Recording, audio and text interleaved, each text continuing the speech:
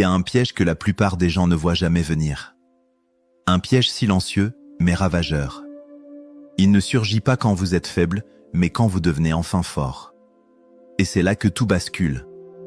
Car lorsqu'un narcissique sent que vous ne lui appartenez plus, il ne vous lâche pas. Il prépare son attaque la plus perfide. Et si vous n'êtes pas prêt, cette dernière manœuvre peut ruiner des mois voire des années de reconstruction intérieure. Carl Jung, le célèbre psychanalyste, a levé le voile sur une vérité effrayante. Le narcissique ne craint ni l'abandon, ni le rejet.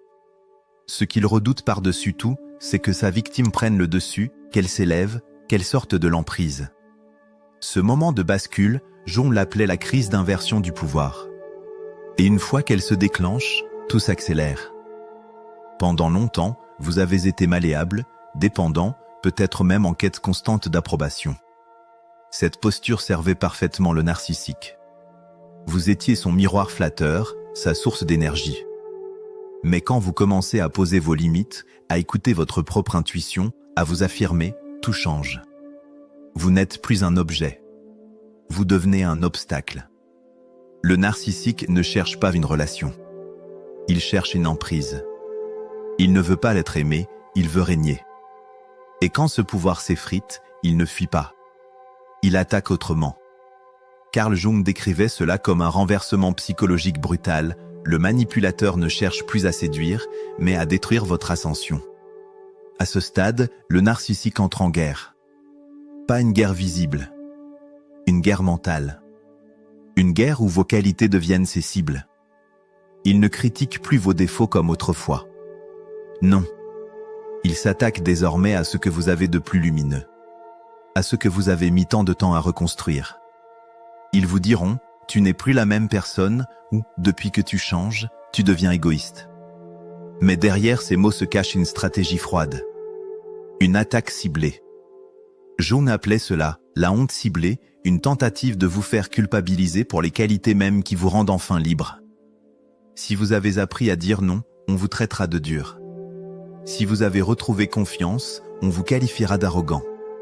Si vous avez appris à penser par vous-même, on dira que vous êtes devenu froid, détaché, orgueilleux. Le message implicite est clair, redevient celui qu'on pouvait contrôler. Mais ce n'est que le début. Le vrai coup bas arrive ensuite. Le narcissique ne veut pas seulement vous faire douter.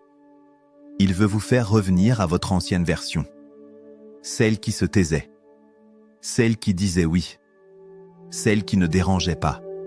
Et si ce que vous aimiez le plus en vous devenait soudain la cible principale? Pas vos défauts. Pas vos failles. Mais vos progrès.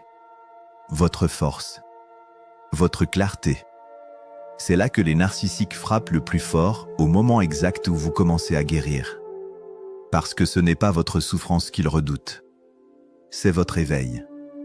Carl Jung avait un mot pour décrire cette attaque, la guerre de projection. Quand un narcissique sent que son emprise s'effondre, il ne disparaît pas. Il entre dans une phase de sabotage subtil, visant à tordre votre perception jusqu'à ce que vous doutiez de votre propre évolution. Il commence par des phrases insidieuses. Rien d'agressif. Juste assez pour planter le doute, tu n'étais pas comme ça avant. Depuis que tu fais tout ce développement personnel, tu es devenu froid. Tu crois être mieux que les autres maintenant? Et là, vous hésitez. Parce qu'ils ne s'en prennent plus à vos erreurs, mais à vos victoires. Ce mécanisme est une inversion psychologique redoutable. Jung explique que les narcissiques projettent sur vous ce qu'ils refusent de voir en eux-mêmes. Autrement dit, leur jalousie de votre croissance se déguise en reproche. Ils ne critiquent plus votre dépendance. Ils vous font honte de votre autonomie. Ils ne vous enchaînent plus par la flatterie. Ils tentent de vous rabaisser en retournant vos progrès contre vous. Et voici ce que Jung a révélé qui glace le sang, il vise précisément les parties de vous que vous avez mis le plus de temps à reconstruire. Si vous avez trouvé votre voie, il la qualifie d'agression. Si vous avez appris à fixer des limites, vous êtes sans cœur. Si vous avez retrouvé votre confiance, il vous taxe de prétention. Chaque mot est pesé. Chaque remarque est empoisonnant. Ce n'est pas une simple critique. C'est une stratégie. Une offensive psychologique conçue pour vous ramener à l'ancienne version de vous-même, celle qui ne disait rien, qui se taisait, qui s'excusait pour exister. Mais quand cette méthode échoue, quand vous tenez bon malgré la honte, le narcissique passe à l'étape suivante, la manipulation nostalgique.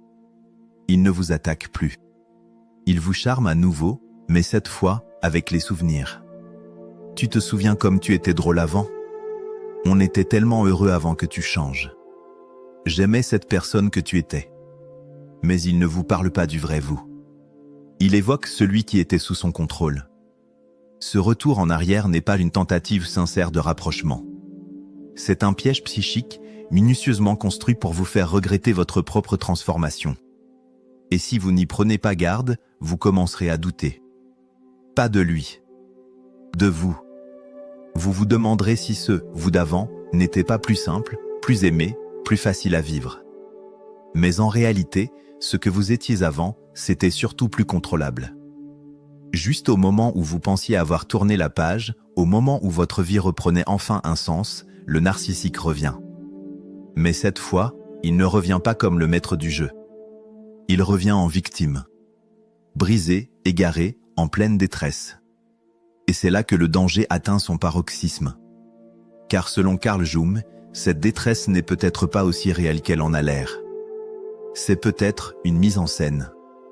Lorsque toutes les autres manipulations échouent ou la honte, les critiques, la nostalgie, le narcissique sort son ultime carte, la vulnérabilité fabriquée.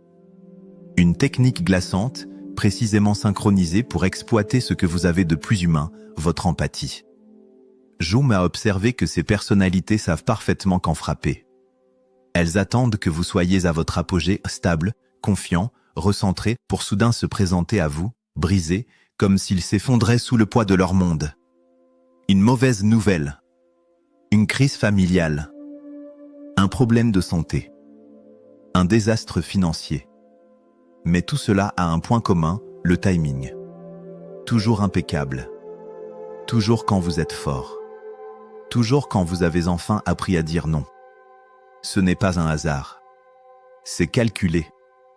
Carl Jung disait que les narcissiques gardent une carte mentale de vos failles émotionnelles, ce qui vous touche, ce qui réveille votre culpabilité, ce qui vous pousse à tout laisser tomber pour aider. Ils savent exactement comment vous faire réagir. Et ce n'est pas simplement pour obtenir du soutien. Non. Leur but est de vous faire sacrifier ce que vous avez mis si longtemps à construire. Ils vous demanderont ce que vous avez juré de ne plus offrir. Un prêt d'argent alors que vous aviez dit stop. De l'attention alors que vous aviez besoin d'espace. Du temps alors que vous aviez enfin décidé de penser à vous. Et ils ne diront pas « aide-moi ». Ils diront « prouve-moi que je compte encore pour toi ». Parce que ce n'est pas votre aide qu'ils recherchent. C'est votre soumission. Ils veulent vous voir abandonner vos nouvelles limites. Et si vous cédez, ils auront gagné. Non pas votre soutien, mais la preuve que vous êtes encore à eux. Et le plus inquiétant, selon Jung, c'est que ces crises peuvent être complètement fabriquées. Oui, elles peuvent ressembler à de vraies urgences. Et parfois, elles le sont, mais même dans ce cas, le narcissique choisit avec soin les éléments à partager, et surtout quand. Ils auraient pu demander à quelqu'un d'autre. Ils auraient pu solliciter une aide extérieure. Mais non. Ils viennent à vous. Pourquoi? Parce qu'ils savent que vous êtes le seul à avoir un cœur assez grand pour replonger. Et vous vous retrouvez à nouveau dans ce rôle, le sauveur, le pilier, le soutien inconditionnel. Sauf qu'au fond, ce que vous sauvez, c'est l'ancien schéma toxique que vous aviez enfin brisé. Ce n'est pas une faveur qu'on vous demande. C'est un pacte silencieux. Un échange insidieux où vous renoncez à vous-même pour prouver que vous êtes encore une bonne personne. Le narcissique ne revient pas pour vous aimer. Il revient pour vous tester. Et cette fois, ce qu'il attend de vous, c'est que vous abandonniez les fondations même de votre transformation. Peu importe le prix. Il veut que vous lui offriez votre force comme une offrande. Carl Jung a mis en lumière un phénomène terrifiant, lorsque la culpabilisation ne suffit plus, lorsque même la vulnérabilité ne parvient pas à fissurer vos nouvelles frontières, le narcissique change d'angle. Il demande l'impossible. Mais il ne le fait jamais directement. Il utilise vos valeurs contre vous. Il vous dira « Je sais que tu ne prêtes pas d'argent d'habitude, mais cette fois c'est vraiment important. Je comprends que tu aies besoin de ton espace, mais j'ai vraiment besoin de toi, là. Je sais que tu t'étais promis de ne plus te mêler de mes histoires, mais tu ne peux pas me laisser tomber maintenant. Chaque phrase est une lame déguisée en appel à l'aide. Ce n'est pas une simple demande. C'est une attaque ciblée sur les barrières psychologiques que vous avez mis tant de temps à ériger. Jung a observé que les narcissiques ne demandent pas de l'aide comme les autres. Ils réclament une preuve d'allégeance émotionnelle. Ce qu'ils veulent vraiment, ce n'est pas que vous soyez là pour eux. C'est que vous abandonniez une partie de vous-même pour l'être. Et si vous cédez, même une seule fois, tout peut s'effondrer. Car le message implicite est celui-ci, tu étais plus fort. Mais je t'ai encore. Et c'est là que réside le vrai danger. Ce n'est pas le narcissique qui vous détruit. C'est ce que vous acceptez de sacrifier pour l'apaiser. Carl Jung appelait cela une rupture de l'authenticité. Chaque fois que vous niez vos besoins, que vous piétinez vos limites pour ne pas le blesser, vous vous éloignez de vous-même. Lentement, silencieusement, mais sûrement. Et ce processus est encore plus dangereux quand vous ne le voyez pas venir. Parce que la manipulation semble si raisonnable, si sincère, si humaine. Il ou elle a l'air de vraiment souffrir. Mais comme le soulignait Jung, les narcissiques choisissent précisément quand et comment montrer cette souffrance, et surtout, à qui. Ils ont d'autres amis, d'autres ressources, d'autres solutions. Mais c'est vous qu'ils choisissent. Parce que vous êtes l'ancien pilier.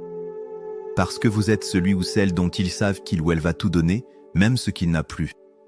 Et c'est là que se joue la dernière ligne de défense, la loyauté à soi-même. Jung affirmait que l'un des plus grands défis dans une guérison authentique, c'est d'oser décevoir ceux qui nous avaient pris pour acquis. Ce n'est pas un manque d'amour. C'est un acte de vérité. Car chaque fois que vous tenez bon, chaque fois que vous refusez de revenir en arrière, même face à une crise, vous envoyez un message plus fort que n'importe quel mot, « Je me choisis ». Et ce choix, le narcissique ne le supporte pas. Car il prouve que son emprise n'était qu'une illusion. Et si le plus grand signe de votre force n'était pas votre calme, ni vos mots, mais leur panique? Si leur acharnement n'était pas une preuve de pouvoir, mais la marque irréfutable que vous leur échappez? Carl Jung disait que le narcissique ne craint pas que vous le quittiez. Il craint que vous ne vous retrouviez. Parce que ce jour-là, son contrôle s'effondre, pour de bon. À mesure que vous vous éveillez, que vous avancez, quelque chose de subtil mais immense se produit, leur pouvoir s'effrite. Mais attention, c'est à ce moment précis qu'ils intensifient leurs efforts. Car leur dernier espoir, c'est que vous oubliez qui vous êtes devenu. Ils n'essaient plus de vous convaincre. Ils essaient de vous faire douter. Pas de la situation. De vous. De votre droit à dire non. De votre légitimité à changer. De la valeur de votre transformation. Mais Jung nous enseigne ceci, ce doute est leur dernière arme. Il ne tient que si vous l'acceptez. Il ne vous touche que si vous l'intégrez. Et à cet instant-là, vous avez un choix. Le plus décisif de tous, restez droit dans votre vérité ou replongez dans leurs mensonges. Chaque fois que vous refusez de vous plier, malgré la pression émotionnelle, malgré la crise mise en scène, malgré la nostalgie qu'on agite devant vous comme une récompense, vous brisez une chaîne invisible. Et c'est cela que le narcissique ne peut tolérer. Parce que chaque fois que vous dites non, vous ne faites pas que poser une limite, vous détruisez l'illusion qu'il avait un jour le pouvoir sur vous. Et c'est là que Carl Jung renverse totalement la perspective, le narcissique ne vous attaque pas parce que vous êtes faible. Il vous attaque parce que vous êtes en train de guérir. Votre paix intérieure, votre indépendance émotionnelle, votre capacité à penser par vous-même, tout cela est un miroir. Un miroir douloureux pour lui, parce qu'il y voit le potentiel qu'il a abandonné. La croissance qu'il a refusée. La lumière qu'il n'a jamais eu le courage de cultiver. Alors quand vous résistez, vous ne le blessez pas. Vous lui rappelez ce qu'il aurait pu être. Et c'est ce rappel-là qu'il combat. Pas vous. Votre authenticité est une menace parce qu'elle est la preuve vivante que l'on peut choisir autre chose que la manipulation. Jung appelait cela la révolution silencieuse. Celle où l'on n'a plus besoin de crier, de se battre, de se justifier. Parce que la vérité devient une présence. Une posture. Une vibration que l'autre ressent sans que vous ayez à vous défendre. Et c'est cette vibration qui effraie le narcissique, celle de quelqu'un qui ne joue plus, qui ne cherche plus à plaire, qui ne demande plus la permission d'exister. Quelqu'un qui a compris que sa liberté intérieure ne se négocie pas. Et c'est cela que vous devez retenir. Leur panique n'est pas un signe que vous êtes cruel. Leur tentative de retour n'est pas une preuve d'amour. Leur crise n'est pas toujours sincère. C'est le signal clair que vous êtes devenu libre. Alors la prochaine fois que vous sentez cette vieille peur revenir, souvenez-vous. Il ne s'acharne pas parce que vous êtes fragile. Il s'acharne parce que vous êtes déjà parti. Et aucun mensonge, aucun chantage, aucune fausse vulnérabilité ne mérite que vous troquiez votre liberté retrouvée. Jung le disait avec justesse, la plus grande réussite d'une vie, c'est de devenir qui l'on est vraiment. Et si votre force dérange, c'est qu'elle est réelle.